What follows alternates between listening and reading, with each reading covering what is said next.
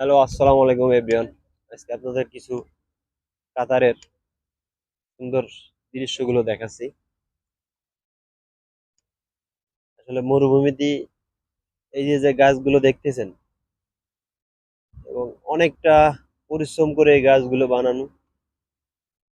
আর কাতারের মেইন যে মূল টাওয়ারটা এখন অনেকটা দূরই, কিন্তু তারপরেও আমার ক্যামেরায় যতদূর সম্ভব ততদূর আনছি। আর এই গাছগুলো যে এতটা যত্ন করে তা বলার মতন না, মানে খুব খুব পরিমাণ যত্ন করে। এবং যেরকম মা যদি একদিন দুধ দিতে মিস্টেক করে, তাও সে এতটা টেনশন করে না। এই গাছ একদিন দুই বেলা পানি যদি দিতে কোনো সময় জন্য ভুল হয়, তাহলে মনে করেন এই এখানে আছে ওই আপনাদের দেখান যায়, ওই সেই গাড়িটা আছে, দুই বেলা পানি দেয়, এক বেলা সকালে আর এক বেলা হলো বিকেল বেলা। ওই যে গাছের আপটালে সেই গাড়িটা এতটা যত্ন করে, মনে করেন খুব। সন্তান যেভাবে পালে আমাদের দেশে, এইভাবে পালার চিন্তা ভাবনা করে। মানে দেশে আসলে গাছগাছালি হয় না, আর যেটা হয় গাছগাছালি ক্ষতি করে না, সুন্দরভাবে বানানোর চেষ্টা করে, অনেকটা যত্ন সহকারে গাছ তৈরি করে। আরব কান্ট্রি বলতেই, এবং কাতারে সবচেয়ে অনেক দেখছি যে সুন্দরভাবে গাছগুলো যত্ন করে।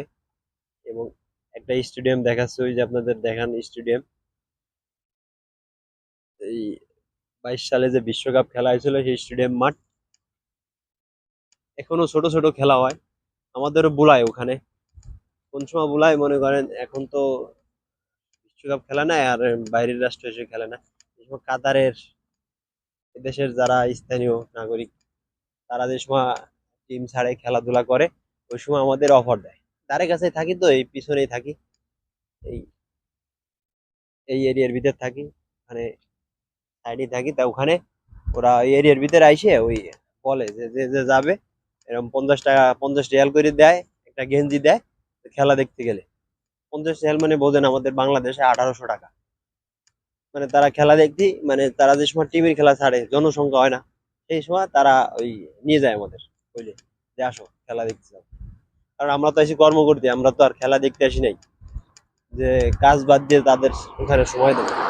তাই ওরা সময়ের মূল্যটা দিয়ে দেয়।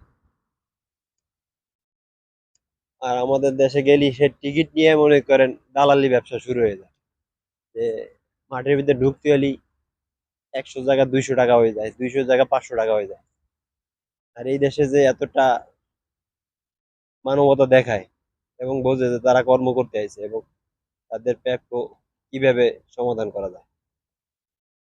সৌন্দর্য মাঠ জিনিসটা ভালো লাগলো, বুঝছেন। এই যে ঘুরতে আইছি, আমার দুই কাকা আছে, তুহিন সর্দার আর এই যে একজন ইন্ডিয়ান কাকা। এ তো এখন ভাইরাল আমার এই চ্যানেলে। ইনশাল্লাহ সবাই ভালো থাকেন। ওকে, আলহামদুলিল্লাহ, গুড বাই, আল্লাহ হাফেজ।